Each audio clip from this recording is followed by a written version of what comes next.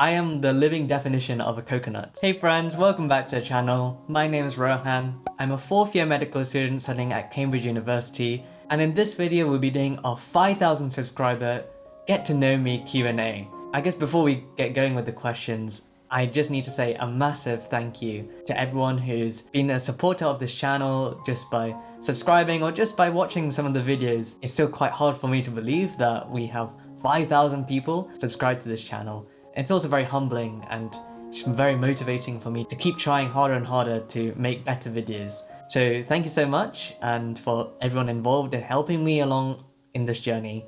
But without further ado, let's get into the questions. So you guys sent in your questions on Instagram and on YouTube. Some of the questions grouped nicely together and other ones were a bit more separate, but we'll get through as many as we can. I want to address some questions regarding about my origins and where I'm from. Yeah, a lot of comments on different videos are like, bro, are you Indian? Bro, are you Malayali? And things, bro, are you Tamil? So yeah, I'm British. I was born in Liverpool, which is in the UK, but my parents are from Chennai in Tamil Nadu in India. I do know a bit of Tamil, like kunja puriyum, but I am the living definition of a coconut. So I'm terrible at Tamil. I can't speak a word of it properly, and that's another reason why I have a British accent. Okay. Other quick questions. So Speedy Racer M just asked height, 3 question marks. So I'm not exactly sure what my height is. I took it quite a while ago. I believe it was about 168 or 170 centimeters. So yeah, I'm not that tall. So it's about between 5'5" and 5'6". So let's see some more questions. And Lydia, hi Lydia. She's asking what my middle name is. My middle name is Isaac. Aryan asked me, what is your favorite food? So that's quite an easy question for me to answer, and that is mutton biryani, and specifically the way my mum makes it. So she makes it with kind of these layers and it's put in the oven and it tastes absolutely amazing. We had it at Christmas time, so if you want to see that vlog to see what it looks like, go check that out. So let's see if there are any other questions. And Kez asks, how big a fan of those icebergs are you? So you can tell this question is asked by a geographer. So just to give a bit of context, so when I sent out the Q&A on Instagram, I put a picture of me jumping near some icebergs. And this is during our time on holiday in Iceland, which I'm currently in Reykjavik in the hotel room recording this video. So yeah, I'm a really big fan. We had a really good time at that place. I forgot where exactly it was, but it's called the Ice Lagoon and it's really near this big glacier. So yeah, we've been having a really good time in Iceland. Okay, so next we have quite a few questions about how I stay motivated during studying. So like Krish is asking, again Krish featured on the vlog before, how do you motivate yourself to be productive and actually get work done? I think I have 3 main sources of motivation, but this is definitely going to be a subject of a future video, so more is going to be coming. So the 3 sources is, one is from myself. This is kind of a self-perpetuating motivation. So I've kind of remembered when I worked hard in the past. For example, I've done well in an exam, and that's kind of driven me to want to work hard again so I can do well again. So I want to kind of maintain a sort of standard. And I'm also a big fan of this growth mindset, and I just find progress quite exciting. Like I really love the story of the underdog, like starting off really bad, everyone writes them off, and then they work really hard like behind the scenes, and then they beat everyone in like the final test. Yeah, that's one source of motivation for me. Another one is to honor my parents. So my parents, they're wonderful. They've worked extremely hard all their lives for decades to first to be able to set up a living over here after coming from India, and basically just prioritizing everything so that myself and my brother can have every opportunity for success later in life. I want to work hard just like how they worked hard for us. Thirdly, and again, not everyone's gonna share this belief with me, but I believe that God has put me at Cambridge studying medicine to be a student and to work hard. Part of the motivation is to be able to do well and to honor God's name and to give thanks to him for whatever happens, for good or for bad. And yeah, I know not everyone shares my beliefs, but I think a general principle, if you want to take something away, is try have sources of motivation which is bigger than yourself. If you only want to do well so that you look good amongst your friends, I don't think that's a very lasting source of motivation, and it won't get you through kind of those slumps or those really difficult periods where you just don't want to study at all. Also, I think for me, I think consistency is probably an even more important factor for studying than just motivation. I think once you start getting into these habits and routines, getting into good studying habits is quite automatic and quite natural.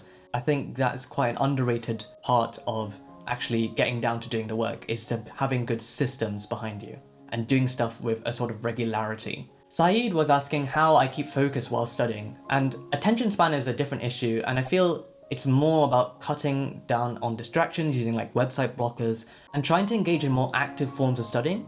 For example, doing past papers or writing essays out in full rather than just taking notes. And we'll cover this in future videos, no doubt. Another question about studying, Sak Z asks on YouTube, study tip you wish you'd known during your GCSEs. So this was a hard one because I think GCSEs were quite a while ago for me. But I think one thing which I didn't know at that time was spaced repetition. So this is a concept that you repeat something one day later after you've studied it for the first time, then 1 week later, then 1 month later.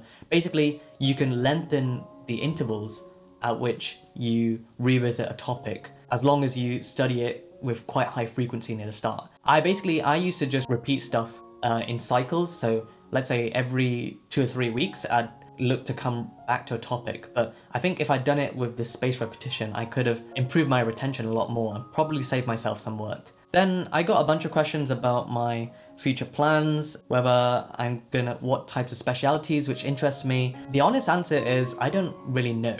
So the way it works in Cambridge, the medicine course, is your first 3 years, it's pre-clinical studies. So it's all kind of based around like central Cambridge, attending lectures. But the next 3 years, you focus more on clinical medicine, where you're let loose to learn on hospital wards. So I'm at the end of the first 3 years. So I actually know very little about all the different medicine and surgery specialities. That being said, I think I am leaning more towards going down a medicine route rather than the surgical route, just because I can't quite envisage myself being a good surgeon. But we'll have to see next year when I actually get to participate in some of these things. Dermatology as a specialty is a little bit tempting because it does run in the family. So my dad and my granddad are both dermatologists. Check out their YouTube channel because they do upload every week on quite accessible topics, even for like non-specialists. So definitely go check that out. Discover dermatology. Neurology is also quite an interesting topic for me, which is why I decided to study neuroscience this year. To answer Nikhil's question, so Nikhil and I go quite a while back in chess. He was asking whether I wanted to take an academic route. To be honest, I'm still undecided, but after having done a year of kind of preclinical research with like neuroscience, that didn't interest me as much. So if I am to do research in the future, I'm hoping to have a bit more of a clinical focus, because I'm pretty sure I'll enjoy that more. Kind of more stuff about the future. Lara is asking, where do you want to be and to live in 5 years' time?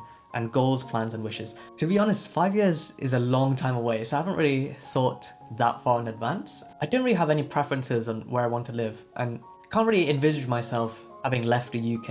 I don't think there's anything wrong in staying around in the UK, and I know you can make more money if you are a doctor in another country, but I don't think that's my primary aim of wanting to be a doctor. But at the same time, I am open to writing the USMLE, which is the exam you have to write if you want to study medicine, like in countries such as America, just because I think it'll keep my options open. And from what I've heard, because it just assesses such a broad range of things, studying for the exam might actually help me in my preparation for medical school exams and maybe make me a better doctor, but who knows. Okay, so the final couple questions. Alvin is asking, how do you overcome the temptation of lust?